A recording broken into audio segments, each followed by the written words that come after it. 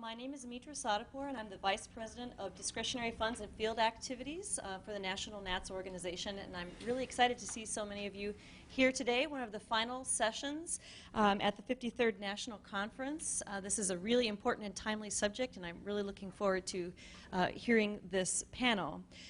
We are going to hear from Boys to Men, Keeping Boys Singing into Adulthood. I was going to make a joke about from Boys to Men and not knowing about who was actually going to be sitting here if the band was coming, but this will be even better than that. I'm going to turn it over in a minute here to Lynne Shane, who will introduce all the people on the panel, but first just to remind you that the complete biographical information for all these presenters is in your conference schedule. And for recording purposes, when we have questions later on, I know it's not a very large room, but please do use the microphone so that it can get onto the recording, as you all know. Please turn off all your electronic devices and enjoy this very timely and interesting session. I turn it over now to Lynne Shane, who will introduce our panel.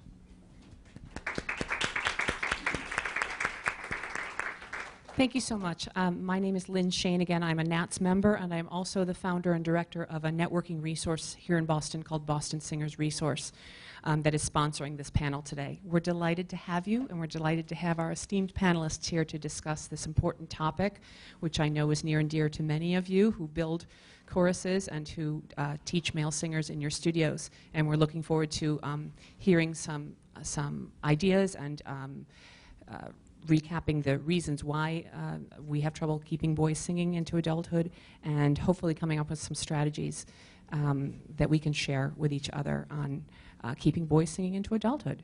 So before I introduce our moderator, Murray Kidd, I wanted to give your attention to these lovely cards you all have. This is where you get to contribute to the conversation, and please add your suggestions for strategies that have worked for you to keep boys singing and interested in singing.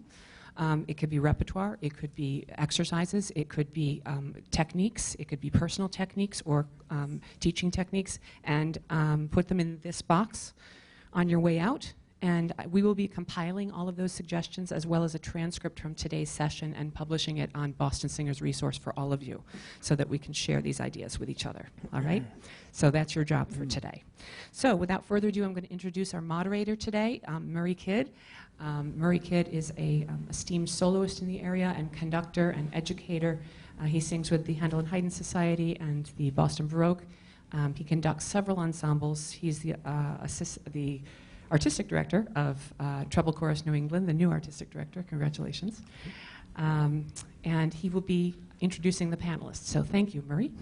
Thank you. Thank you. Yes. Hello, and I want to thank you all for coming today. I also want to thank Lynne Shane for coming up with this very timely topic and organizing this panel. Our goal today is to discuss the causes and the problems and possible solutions to keeping young men singing and also starting the act of singing activities in the schools as well as private studios. And hopefully we will come up with some entertaining and hopefully informative solutions for you all to take with you. Our panel in alphabetical order is Dr. Rollo Dilworth, Chair, Music Education and Music Therapy, and Associate Professor of Choral Music Education at Boyer College of Music and Dance at Temple University. He has published extensively on the subject of youth choirs and pedagogy for the developing voice. He is also an accomplished and widely published composer. Dr. Patrick Freer is Professor of Music and Interim Director of the School of Music at Georgia State University. He has contributed many significant written articles and video series focused on the male singing voice from middle school to college. Dr. Freer is also Editor-in-Chief of the Music Educators Journal. Dr. Aaron Humble is an accomplished professional singer and member of the male chorus, Cantus. He maintains an active voice studio and teaches on the voice faculty of McNally Smith College of Music. He is music director and conductor of the Minnesota Compline Choir, which is an all-male chorus. Mr. Joseph Stillitano teaches at Westborough High School in Massachusetts and leads several ensembles there. He was the director of the Handel and Haydn Society of Boston's Young Men's Chorus for several years. Both ensembles have won numerous awards and honors during his tenure. So without further ado, I'd like to start with the question to Dr. Freer. What are some of the main causes, as you see it, of the lack of young men involved in singing activities in middle school and high school choir and beyond. We don't do enough of that, apparently. Was that Go Brazil? I'm not sure. Anyway, did you say the problem of starting? Did you say? Yeah. I think part of the problem that we have right now is because we've lost a little bit of the focus of what elementary general music leading to choral music once was, and I think should be. And that's where you all come in. The focus used to be teaching kids to sing. Now, maybe it wasn't teaching them technique, but it was, we sang as a culture in elementary school early in the 1900s through about the 1930s or so. And we've kind of lost that as we've gained ideas about about individualization in education. We kind of lost that sense of group activity, specifically singing. Such to the point now that it's converged with another problem in schools, which is that teachers are really focused on the singing experience as it is competitive. So many of the teachers in your schools who have choruses are graded according to how their choirs do. And whether they keep their, at least in Georgia, whether they keep their job has to do with how well they do at festival that year.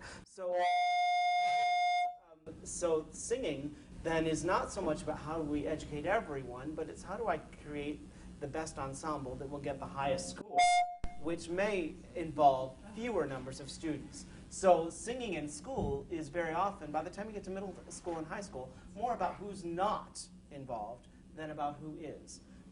The reason for this, I think, is a little bit because teachers are afraid to teach singing technique. And I'm really interested in, and my work involves speaking with boys all over the world now about why they don't sing or why they do continue to sing. And the number one reason they give is friends, which we shouldn't run away from. I think that's really important. The social experience is key. But number two, and very closely behind that, is they want to learn to sing well. The thing that motivates boys to learn, adolescent boys especially to learn, is to learn to do something. And if all we do is give them music and say, oh, don't do that, or your voice will change eventually, but don't give them the skills, the vocal technique, then I think we've done them a disservice. I would encourage you, if nothing else, to find those teachers in your schools, in your communities, elementary, middle school, and help alleviate some of their fears about teaching vocal technique. Is that singing is singing is singing and is singing. It's the same breathing, it's the same phonation, it's the same everything else. Yes, we would differentiate instruction for anyone. We differentiate it for adolescent boys, but it's the same process. I think our teachers in schools are afraid of it. That's where you can help. Excellent. Well, thank you very much. You all, there's a door. No, that was excellent. Thank you very much. I think we heard it all. Yes. Some of the solutions you touched on, what do you see, Rollo, as far as some of the things we can do as educators in addition to just teaching singing, or what are some of the skills that you would teach? Sure. I just want to pick up on what Pat was talking about. In many instances, we do find that young men want to be engaged in singing because their friends are involved, and they want to be able to sing well. And I want to sort of dwell on the second point that Dr. Freer made. Many times, and I've talked to young men, and I've worked with a lot of young men's choirs, and I've worked with mixed choirs as well, middle school choirs in particular. And I talk to them during the breaks, I talk to them beforehand and afterwards. And what's at the core of wanting to sing well is very much connected with being placed in a situation in which they can be successful.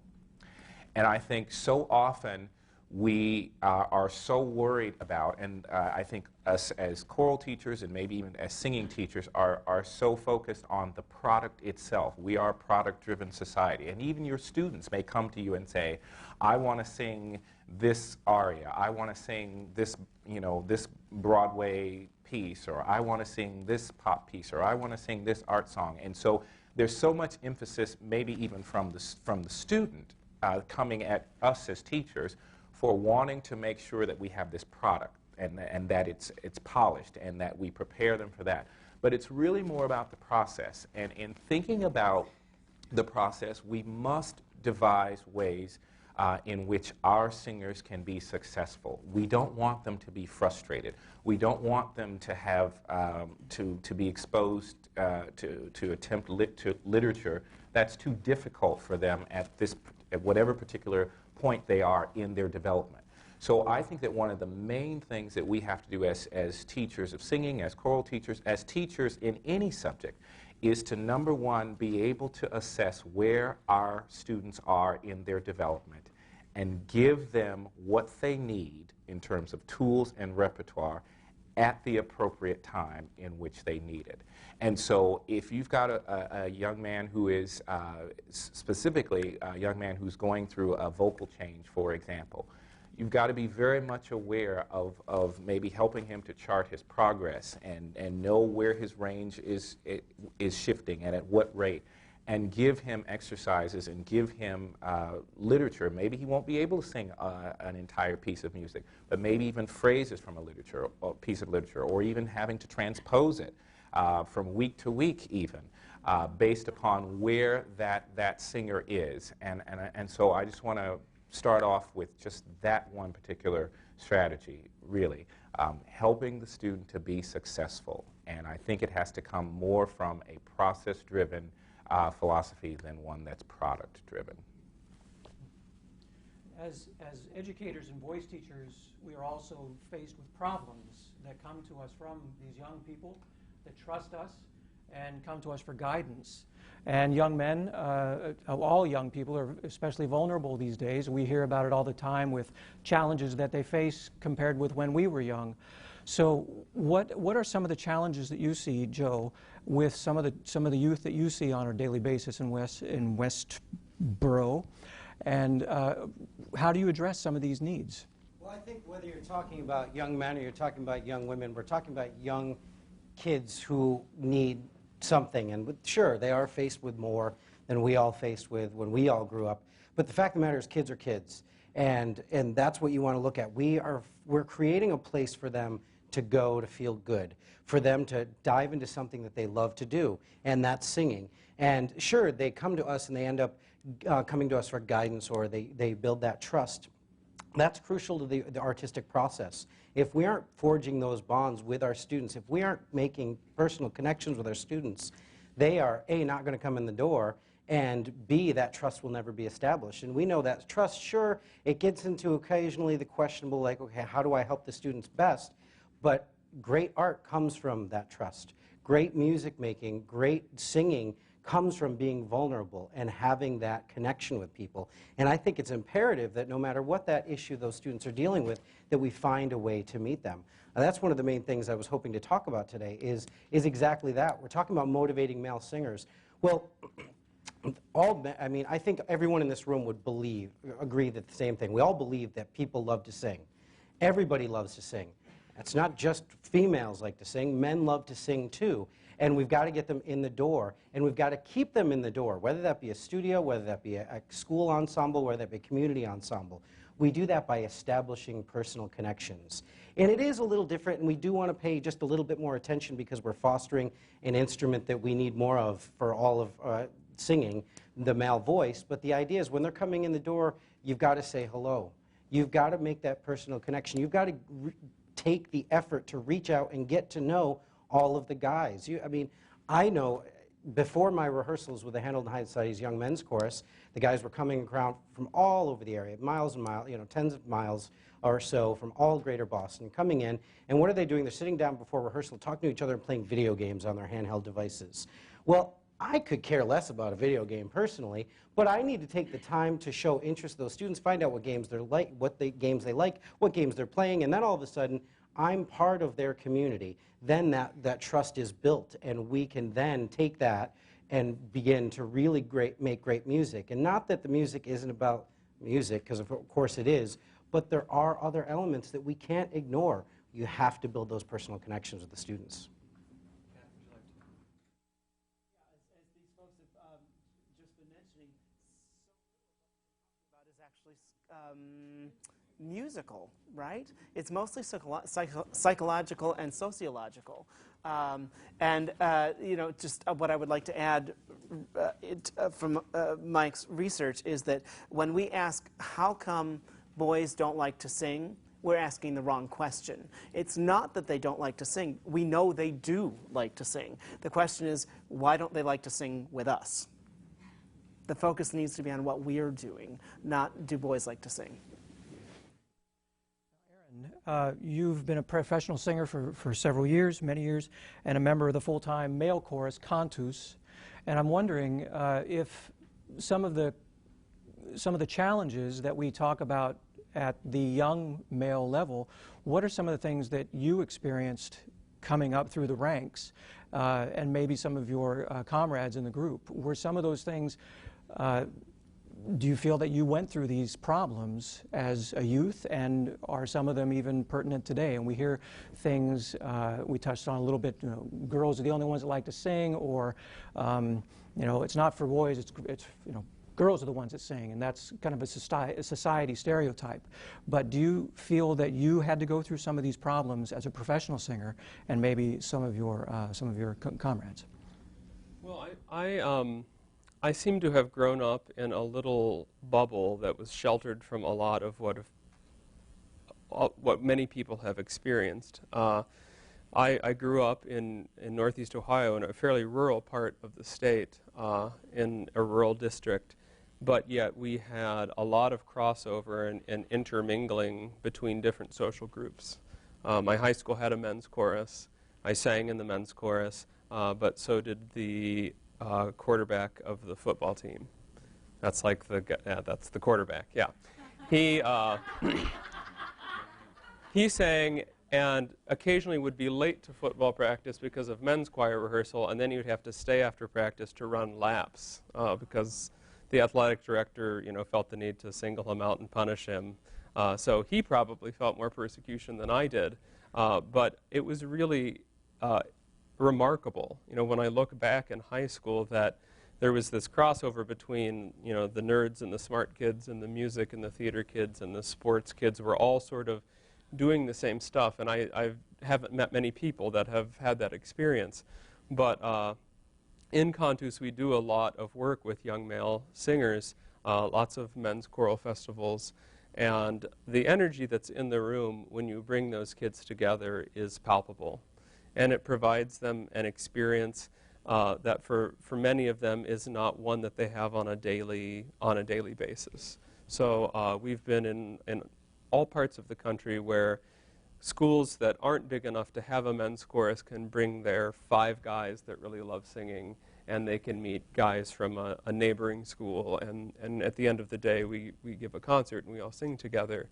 But I think another role that Cantus can play, or that any professional male singer can play, is that of role model. And for the first time in Cantus now, we've been around long enough that we have gone full circle with some of our singers. One of our singers, named Paul Rudoy, was in the American Boy Choir. And the first time he sang with Cantus was when he was in the boy choir, and Cantus was brought in to do a collaborative concert. And so as he was going up through school and through college at the Hart School in Connecticut, he thought, I think I want to be in Cantus, because I remember when I was a kid and I was in the American Boy Choir, I saw these guys singing. And so it is an unbelievable honor to be able to be that role model, and to, anytime we have that experience, it really speaks to getting to know the student and having time for Q&A in a formal setting, and also time to just have a piece of pizza with the kids and help them understand that we, in many ways, we are normal guys. We've got guys who have husbands, we've got guys that have wives, we have guys that have children, we have guys that love the World Cup and would be screaming like the people up in the bar right now if they were here, with very healthy, engaged vocal folds. But we're just normal people. We're artists, but we don't wear berets and walk around in some fog of creativity. And I think that making that connection is so important, especially to the kid who goes to the school that was not like mine, where they feel singled out. And I think the word trust and a safe place is what we provide when we provide a choral experience for a young boy who's looking for something that is missing in his life. Well, I just wanted to briefly respond and connect with your comment about being a role model. I really think that that's key. And as a person who used to teach middle school, it was important for me as a male teacher to be a role model for those young men who may have issues with trying to figure out how to produce tone or how to work through vocal transition point in their development. And by the same token, the high school director in the same district was female. And I would often go over there and work with her male singers simply because she felt as though they needed to have a male presence in the classroom. That does not mean that you cannot be a successful teacher of a male singer if you are female. But I do think that there are critical times when that may be very important. And by the same token, the high school boys would come over and be role models for those middle school boys and say, okay, here's what you may sound like in about 2 or 3 years, and here's how you do it. So I think that kind of collaborative process is so important. And even for those of you who teach individual voice lessons, sometimes it's good to have a group lesson with several boys who are 12, 13, 14 years old. And again, there's a spirit and an energy in there that can be created and generated that will simply go a long ways in terms of helping them to stay in singing. very good. Pat? If I can just add further to that idea of role models, 2 pieces of relevant research that might be helpful. In all of the interviews that I've done and others have done with boys around the world, surprisingly, boys do not care about the gender of their voice or choral teacher. They don't care whether it's a male or female. What they do care about is the opportunity to have access to these role models. And there's the other point of research, which is that sometimes we bring in role models who are too close in age to the boys. So I've tracked every boy that I've ever interviewed, and they're now in depth, so it's around 80 boys now, from elementary, who sang in elementary and continued on. All those boys could remember when they were in elementary school, when they perceived a role model being a high school student, like the high school choir came down to sing with the elementary school or whatever. They could, not only that, they could identify what he wore, what he looked like, what his name, it's a really specific role model, which is not, the research shows that is not the same way girls envision role models. Boys choose role models that are a generation older and that are very specific, and they pattern their choices of what they do after what do I need to do to be just like that boy, that guy. So the specific role model is key. And as Rollo mentioned, it's not just the quarterback, it's the quarterback who sings well. There's got to be a quality there that one wants to emulate, imitate. So we touched on this a little bit as far as engaging the young male in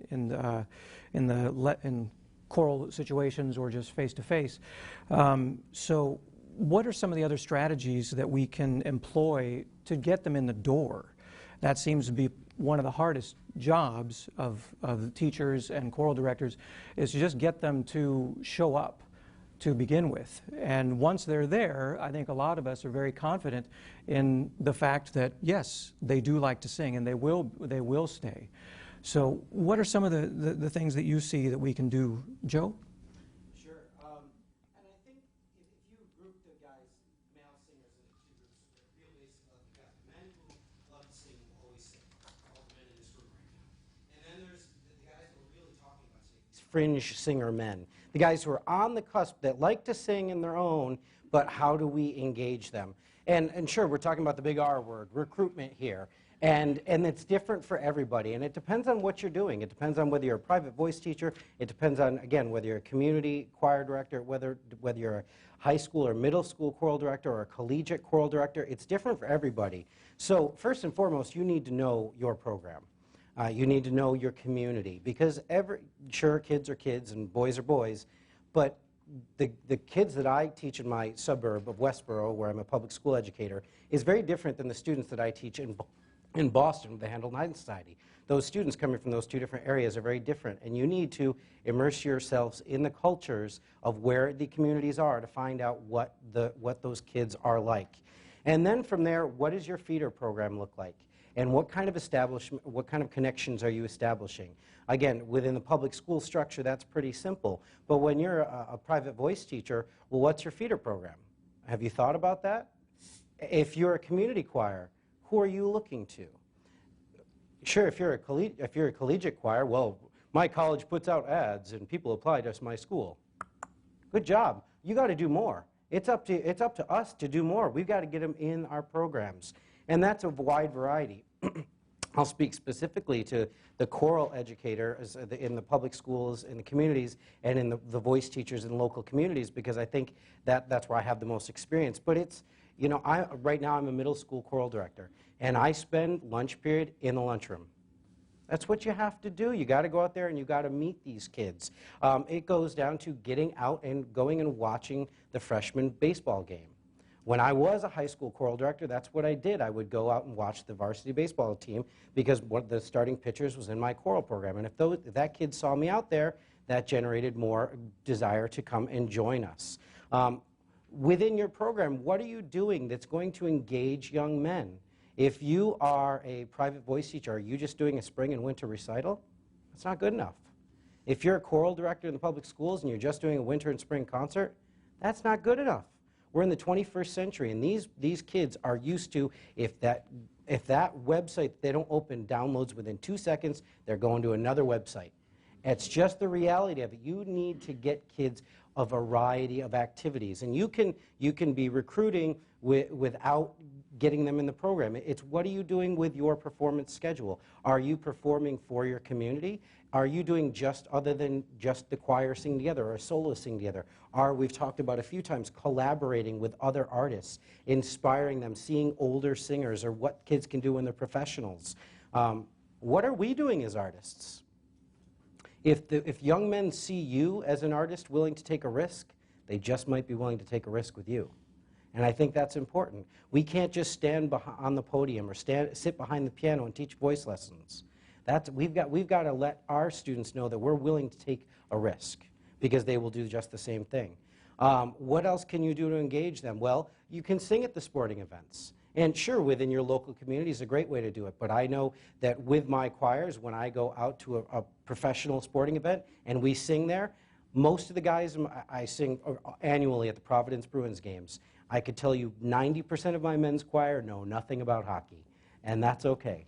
But we're still going out, and I just talk up the event of going and being guys at a traditionally testosterone-pumped environment, their faces up on the Jumbotron, getting a chance to sing, and then we're shoving hot dogs in our faces, yelling and screaming, of course, with good vocal technique, at the team up there. It's those kind of events that's going to get the students in the door. And that's the same whether you're a choral director or a private voice teacher. You just got to be creative in your approach to recruitment.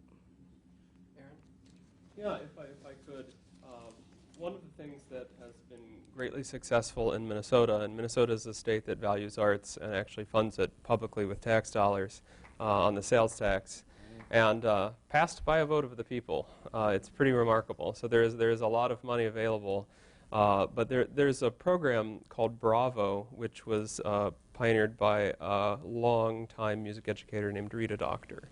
And she started a children's choir in the Twin Cities, which has grown to have 5 or 6 different groups. But this is specifically targeted at the public schools. And it allows students to experience classical music within their very familiar environment of usually the cafeteria or the gymnasium. So is it a tremendous acoustical experience for a singer or a violin player? Absolutely not, right? There's a blower that's like, 50 decibels going the whole time. But you're there.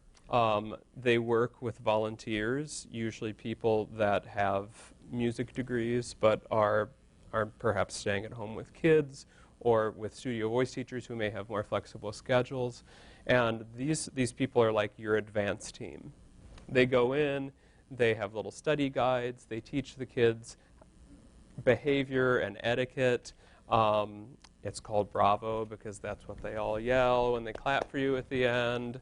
And you sing for 500 elementary school kids. And it's a really terrific program because, you know, classical music has the bad reputation of being elitist. And sometimes it is because students don't have access, whether that be transportation access, financial access, or just cultural access to plug in to the established institutions. And so when you bring it to them, we are seeing more diversity in those high school gymnasiums than we ever see at a classical music concert at Orchestra Hall. And so we're planting that seed. And again, there's always 2 opportunities to talk to the kids and answer questions. And they work with the artists as well to make sure that you say, Cantus is a group of friends that like to sing together instead of Cantus is a professional male chamber ensemble, because the kids then stop listening. And just the opportunity to get in front of them is golden. And if that can be bolstered by the work of the general music teacher or the children's choir director, then that seed can grow and flourish. Yeah, I'd like to offer 4 words, and I often throw around in my choral methods class when it comes to developing and sustaining a program, and I'm hoping that they may connect in some way to this conversation. The first word, I'll give the 4 words first, and some of them have been touched upon already. Relationships is one. They're all R-E words. I feel like a pirate today. Relationships, relevance, responsiveness, and repertoire. And I'll just briefly say something about each of these because we've already talked about some of them.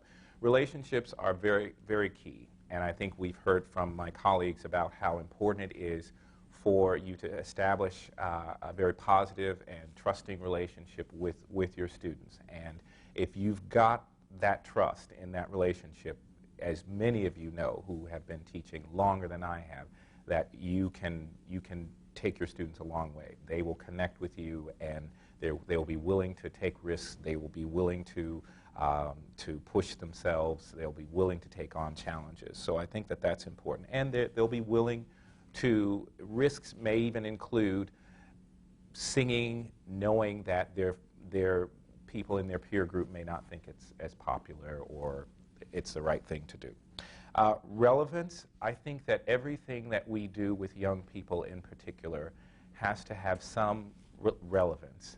They need to understand why it is that they're doing what they're doing. And I think for me, because I grew up in sort of the old school tradition, I didn't necessarily, my teachers didn't always say, well, we're going to learn this or we're going to pursue this because this is going to help you in your next stage of development, or we're doing this because. We need to be relevant, and we need to help students understand why it is that we are guiding them and leading them in whatever direction we feel best for them.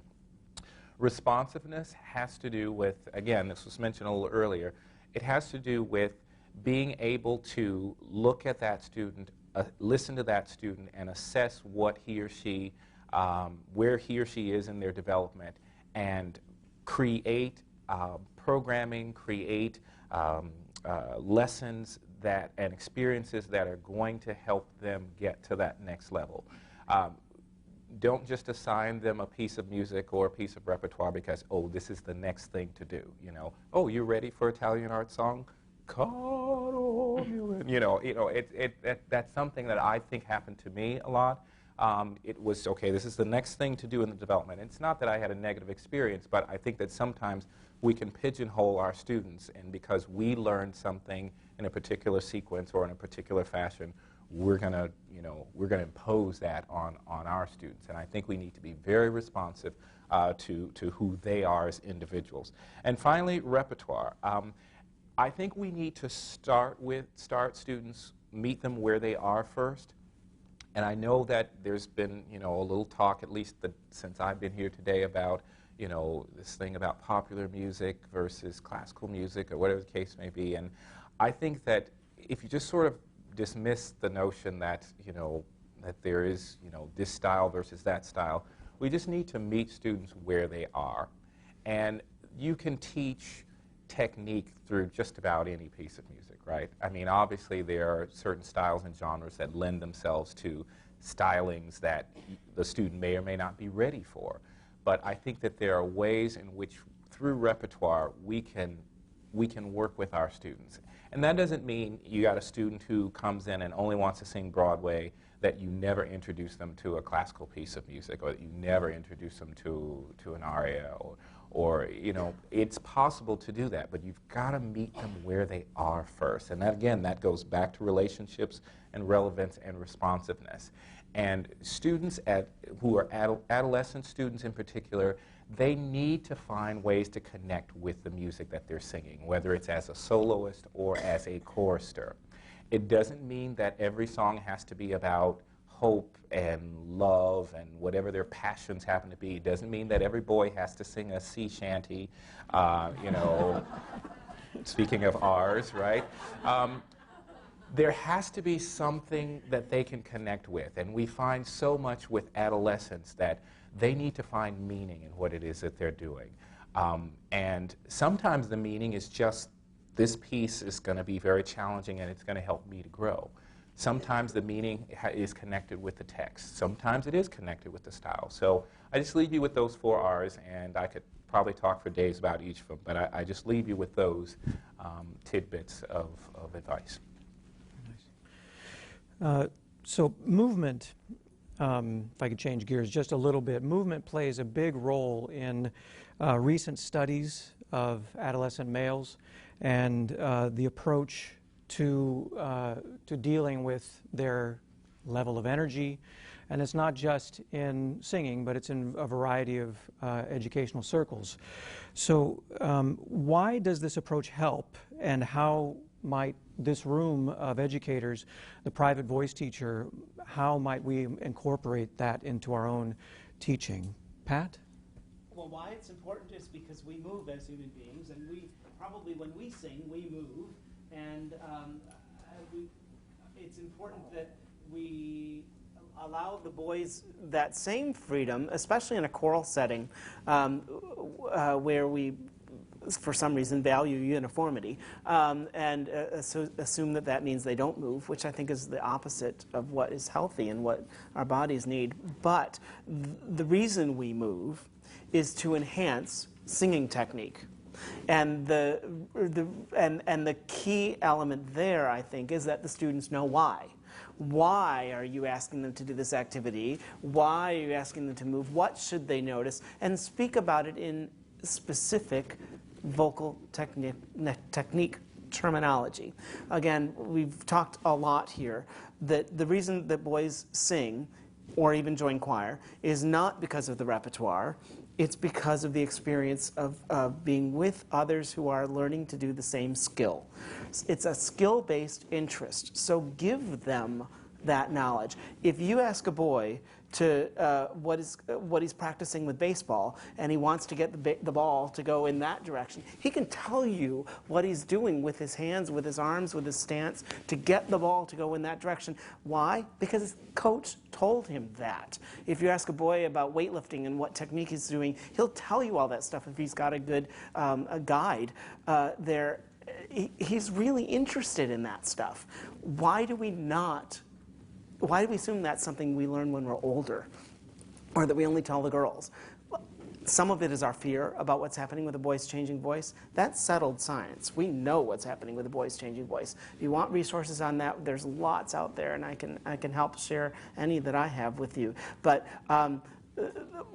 share that stuff with the boys. That's fascinating. They're the ones going through that. And I would also add a little bit of a downer note, is that I've recently encountered a good number of boys who were very successful as young treble singers, who experience a huge sense of loss when the voice changes. But all of them come from teachers who didn't teach them about the voice change, other than to say, it's going to change. So we have to, if we are, yeah, it's going to change. But let's give them the why. Let's give them the wherefore. Let's give them the techniques. Let's give them what's going to happen afterwards, not just it's some amorphous thing that's going to happen over a period of years. That's key. I think it's critical that we are vocal technique teachers. We're not choral teachers. We're singing teachers who practice singing in choral repertoire. Yeah, I'd like to speak to that. I know, especially for my colleagues who came through boy choir traditions, and the boy choir tradition itself in the United States has matured a lot in how they deal with and accept the voice change. Students are no longer kicked to the curb. The Minnesota Boy Choir has a sort of a program to help those students transition so that they are able to, become the men in the men and boys choir in a pretty short order as soon as their voice is up for it.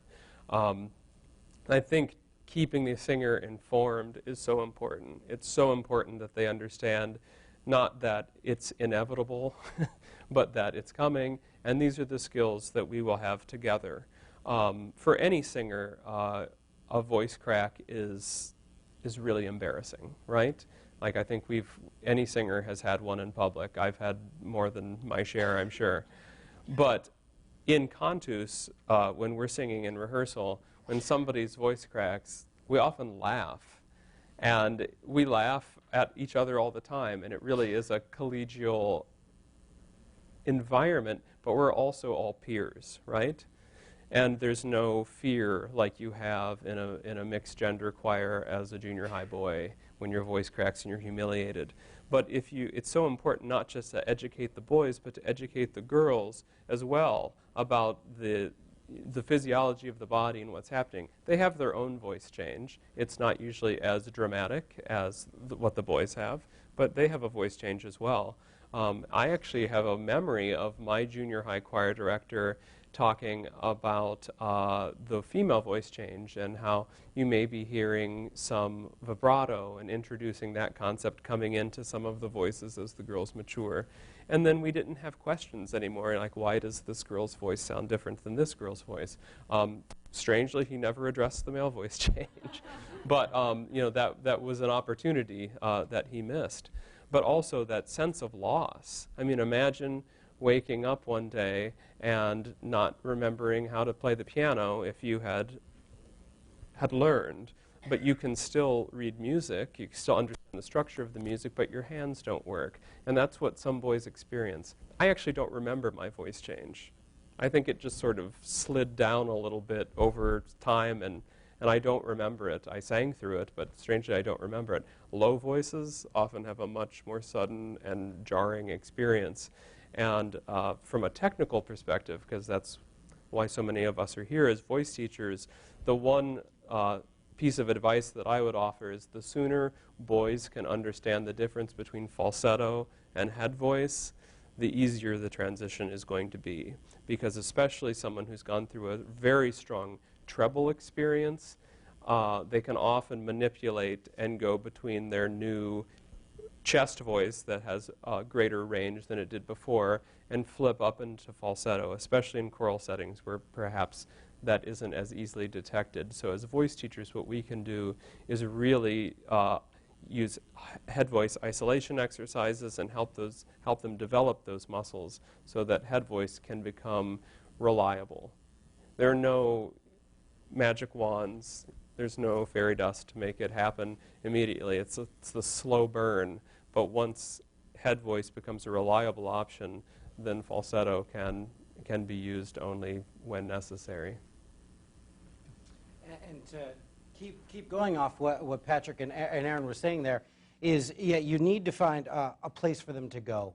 And I believe firmly in this as the founding director of the Young Men's Chorus and the Handel Haydn Society, is like so many children's chorus programs across the country, and thankfully in the last 10 or so years, we've started to change this trend. But yeah, once the boys' voice changed, we just kick them out. We're like, see you later. What worse message could we be sending? We did that for so many decades that we're sitting in this room today. For that reason, we have to find a place for them to go. And the most appropriate places for them to go is to go where they can be by themselves. If you can find, and I'm saying that most, I know it's funny, but most seriously, you got to get the men away from the women at this age. When you're dealing with that 12-year-old instrument, and I know I'm talking to a lot of voice teachers, but for anybody that teaches groups of singing, you got to get the boys and girls away from each other. And if you don't believe me, read anything that's published or live the experience. Because what you can do with, everybody in here is a fabulous voice teacher. You can teach men and you can teach women and you can teach them together. But when that voice is starting to change, or even before it starts to change, if you can get those boys out of the room and work with those boys alone, whether it's 3 or 1 or 20, they will have fun. And when they're having fun, they will learn. And when they are learning, they're going to be engaged. They will make good sounds, which will then allow them to continue to sing. And that's what we're talking about today. So at this crucial, crucial juncture, don't kick them out of the program. Don't make them keep singing in their falsettos within the treble singers, although falsetto singing is a beautiful thing that we must teach, because boys have a ball with that, by the way. Ride it, but we've got to teach them how to sing at this stage. And another thing, to get us back to the question, not going on a presidential debate, avoiding the question, back to movement. Why do we move, and why do we especially have boys move? Ask any doctor, ask any pediatrician. I'm a big fan of Dr. Meg Meeker, who's an author and pediatrician. I love her because I have a 4-year-old and a 1-year-old, and so she writes great books for young parents. But she wrote a book called Boys Should Be Boys, and she talks about all the research, statistical research coming from the medical world that says what boys need and what are the boys doing at these ages of 8 and 10 and 12 and 14. And what happens? What happens, boys like to just go out and run wild. We all know that. The guys in the room, that's what we did. When we were 12 years old, if we could find a woods where we could go out and build a fort and hunt little toads, that's what we did. And you know what? You got to find a way for boys to do that. You got to let boys be boys. And boys want to move. And if they do, again, they're going to enjoy themselves, they're going to learn, they're going to be engaged, they're going to make great music, they're going to keep singing. Just 30 seconds, 20 seconds, is that boys move because physiologically they have to. The muscles are growing in such a way, and the bones are growing in such a way, they must move or it's physically uncomfortable. They fall out of their chairs, never girls, right? It's always boys, because they must move. You know, you've got one. So How true. I agree with everyone up here, and I don't think there's anyone in this room who would refute the argument that singing is an athletic activity, right? And so we need to find ways, and a kinesthetic approach is a great one, by which we can allow not just our boys, but all of our singers to be expressive. And in fact, it is very difficult for the voice to contradict what the rest of the body's doing. So if you're standing perfectly still, and there are moments, obviously, musically when that's important, but even in the stillest moments of whatever piece of music you happen to be singing, something is moving, right? And so for us to sort of believe or think that the entire vocal production experience can be limited to just what happens right here and what comes out right here, I think sort of, again, contradicts what the body naturally wants to do. And kinesthetic learning is a very, very wonderful way for boys in particular, but not just limited to boys, to experience all of the technical and fundamental elements of singing in a very external way, especially since, you know, you can be the best visual and oral learner in the world, but how is it that you're going to really understand what's happening vocally if you can't really see what's going on the inside? So a lot of things that many of us as teachers of singing, as choral directors do with the kinesthetic and the movement experience is to, in many ways, externalize what we hope we can have the students connect with on a technical level on the inside. And so it's very important. And I applaud those of you who are willing to take that plunge in terms of your pedagogy, because I believe that that's naturally what we're all inclined to do. I've never seen a concert violinist, a good one, play like this. So why is it that we as singers tend to encourage our students, or maybe we don't encourage movement, but why is it that we settle for them doing this? I ask my students all the time, I say, why do you sing like that? And many of them will say, and I hate to be the bearer of bad news, is because they will say, because we've never been given permission to do otherwise. And I'll be quiet.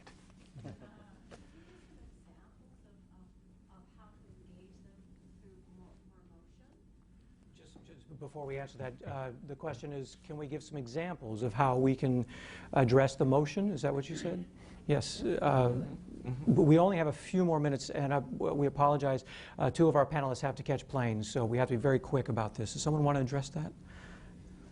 Just some quick examples. Sure. I mean, I start basically with the warm-ups and getting them involved with little things like whether it's just as simple as hand movements, mimicking the lifting of the soft palate, moments like that, the idea of creating arcs and shape, to the idea of using warm-ups where you're mimicking playing basketball. I'll do that a lot of the times where you're shooting hoops in basketball. Why? Because a basketball has loft and it's approaching the hoop from above, again, making a sports connection. Of course, Dalcroze, Feldenkrais, Alexander, the three major techniques. By the way, if you don't know Feldenkrais is a private voice teacher, get yourselves involved right now, because that is a wonderful way to learn body awareness and teach body awareness in a one-on-one situation that's really wonderful for singers. Little things like yoga balls, keeping them in your private studio and having the students bounce on them while they're singing, freeing up the spine and the lower back and access to the lower half of the mechanism. I could go on, but I'll let some of my other colleagues share. Yeah, I do a lot of things with circles for phrasing, even if it's just, lip trills, kind of thing with my singers. I'll do what's called the cello player or the bass player's breath, where we literally pretend that we're playing a cello or a bass, and the up bow, of course, is the breath. I use cello or bass because the bow is low enough that they can connect with the depth of connecting diaphragmatically to that breath. So I do those kinds of things with my singers. Yeah, I could go on and on, but I'll just give you those two, and I'm happy to give more, because there are a lot of things I do. No? Okay. Aaron? No, I think those are good. Yeah. Yes. Well, I think that pretty much brings us right about to the top of the hour. I want to thank profusely our panelists. Thank you so much for coming. Yes. That was so nice. You as well. Just heard.